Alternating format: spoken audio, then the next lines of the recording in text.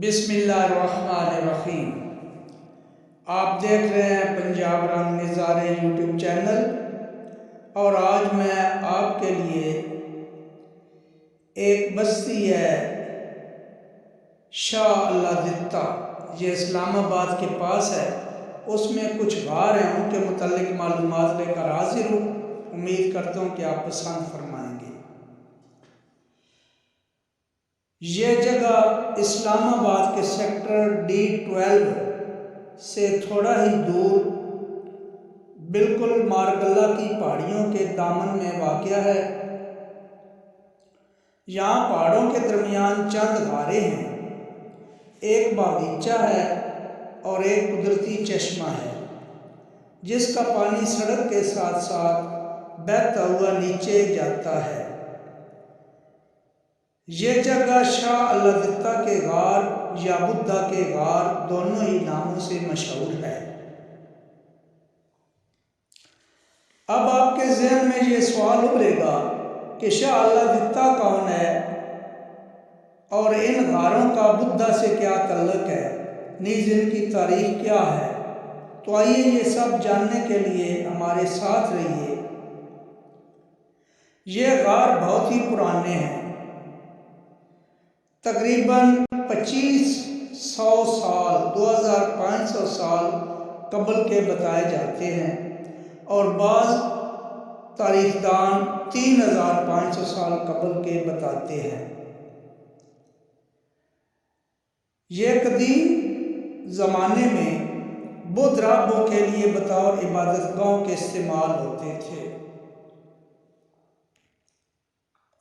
اس بستی کو آباد کرنے والا پہلا شخص جس نے کئی سو سال پہلے یہ بستی آباد کی تھی، اس کا نام شاہ اللہ دتہ تھا، اور اسی کے نام پر اس جگہ کا نام شاہ اللہ دتہ پڑ گیا۔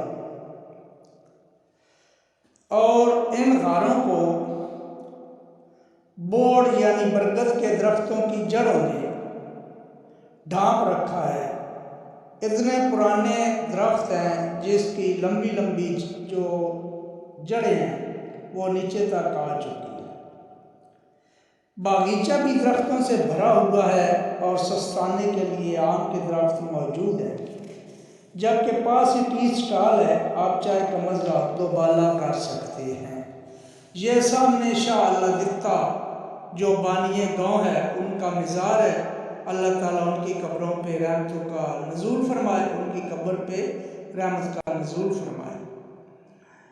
اس جگہ پر ایک پرانا کنواں بھی ہے۔ بتایا جاتا ہے کہ یہ کنواں شیر شاہ سوری نے تعمیر کرایا تھا،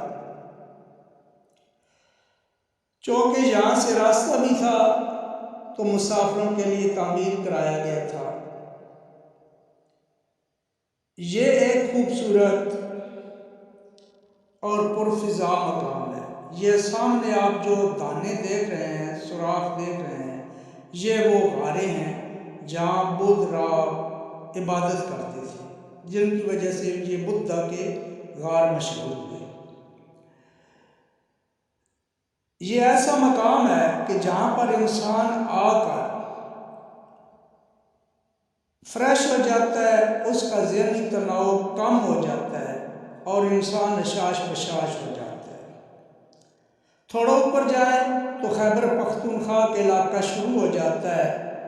بتایا جاتا ہے کہ قدیم شاہراہ کے ذریعے اس علاقے کے ساتھ دیگر علاقے بھارت، افغانستان، ایران وغیرہ منسلک تھے اور تجارت ہوتی